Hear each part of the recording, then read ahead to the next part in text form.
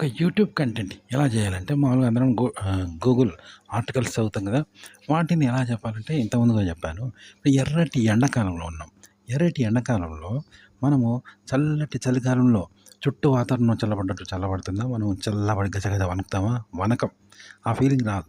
అలాగే చల్లటి చలికాలం గజగజ వణుకుతాం. ఎందుకంటే చుట్టూ చలి ఉంటుంది కాబట్టి గజగజ వణుకుతాం.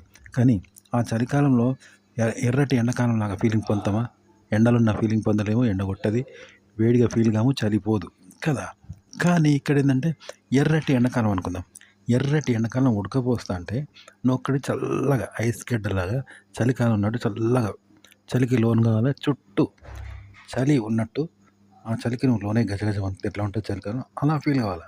అవుతే ఎలా ఉంటది? ఆ అనుభవం పొందితే అంటే అది అసాధ్యం. కానీ అలా ఫీల్ అయితే ఎలా ఉంటది? అందులోకి నువ్వు లోనైతే. అలా చెప్పాలంట కంటెంట్. నువ్వు చెప్పాలనుకున్న కంటెంట్ అలా చెప్పాలి. అంటే ప్రస్తుతం ఉన్న పరిస్థితులు మర్చిపోయి మరో పరిస్థితిలోకి వెళ్ళాలన్నమాట ఆర్టికల్. అలా చెప్పాలి. అలాగే ఇంకోటేందంటే, మనము ఇక్కడ కూర్చుంటాం. కానీ ఏం చేస్తాం మన మనసు ఎక్కడో ఉంటది. ఏవేవో అనుభవాలు, అనుభూతులు, కలలు కంటూ ఉంటాం కదా!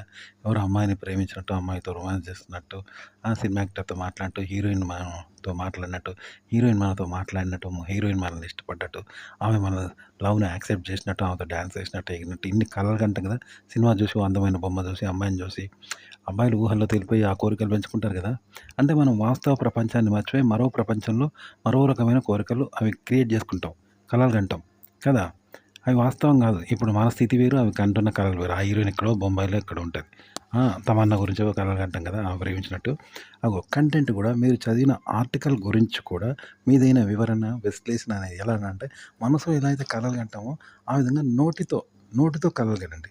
నోటితో అంటే వాస్తవంగా మాట్లాడతాం నోరనేది. అలా కాకుండా అవాస్తవం మాట్లాడండి. అసహజము, అసాధారణము, అవాస్తవం. అంటే నోటితో కలలు కంటే ఎలా ఉంటుంది? నోటితో కల్పించి మాట్లాడితే ఎలా ఉంటుంది? ఇప్పుడు చెప్పుగా మనసుతో మనం కలలు గాని, అవాస్తవమైన ప్రపంచంలోకి వెళ్ళి భ్రమలకు లోనై భ్రమపడుతూ భ్రమిస్తాము. ఇతరులను కూడా భ్రమింపజేస్తాం కదా! గొప్పలు చెప్పుకుంటూ భ్రమకు లోనవుతాం కదా! అలా నోటితో చెప్పండి. పదాలతో, మాటలతో చెప్పండి. మాటలతో ఆర్టికల్ గురించి చెప్పండి. మాట్లాడుతూ ఉండండి. అవి వాస్తవంగా వద్దు. అవాస్తవం, కలలు, అసహజం, ఒక భ్రమలోనై చెప్పాలనమాట. అది ఎలా ఉండాలంటే చెప్పానుగా ఎర్రటి ఎండాకాలం చుట్టూ వేడుంటే మనం వేడికి లోనవుతాం. అలా గాకుండా ఈ చలికి లోనైతే ఎట్టుంటది? చలికాలంలాగా ఫీల్ అయితామా ఏమన్నా? చలికి లోనైతామా? లోను కాం గదా! అలా అయితే ఎలా ఉంటది? అలా ఈ మాటలు అలా పోవాలంట. మానసిక ధోరణి మనము మన మాటలు, మన ఆలోచనలు, మాటలు మెయిన్‌గా మాటలు ఇప్పుడున్న స్థితికి భిన్నంగా, అతీతంగా అవి మాట్లాడుతూ ఉండాలి. లోనవుతూ ఉండాలి ఆర్టికల్స్ సంబంధించి. అలా నువ్వు ఒక ట్రాన్స్‌లోకి వెళ్ళి దానికి సంబంధించి ఒక కళల ప్రపంచంలోకి మాటలతో వెళ్ళాలి. మాటల కళల ప్రపంచం. అలా మాటలతో చెప్తూ ఉంటే జనం అట్రాక్ట్ అయితారు, వింటారు. అదన్నమాట.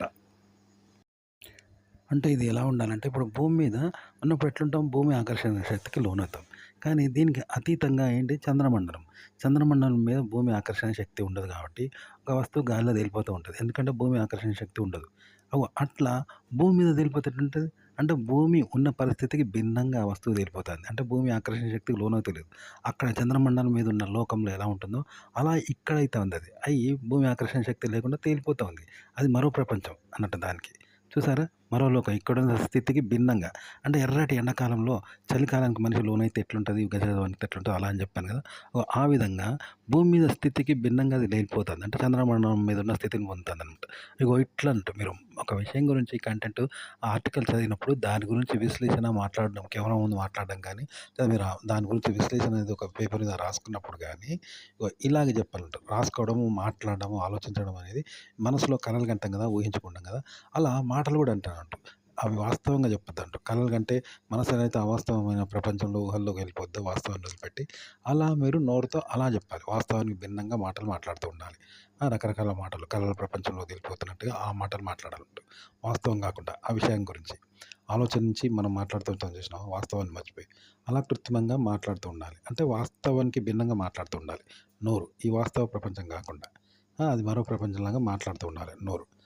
అలా మాట్లాడి దాన్ని రాసుకోవడం గానీ, దాన్ని రాసుకున్న దాన్ని కెమెరా ముందు చెప్పడం గానీ చెప్పాలి. చక్కగా వింటారన్నట్టు జనం.